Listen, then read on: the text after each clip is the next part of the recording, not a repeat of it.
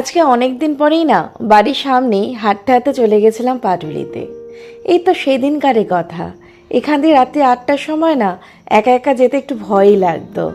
ল্যাম্পপোস্টে টিমটিমে আলো আর গুটি কয়েক মাথা আর কিছু সরকারি বাস।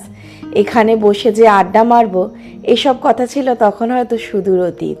চিন্তা ধারণাও ছিল না।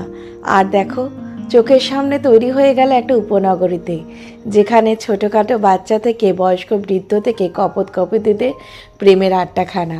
সত্যি কথা, ভাবতেও পারি না এতগুলো দিন যে কেটে গেল, সেটাই আমার কাছে অবাক লাগে।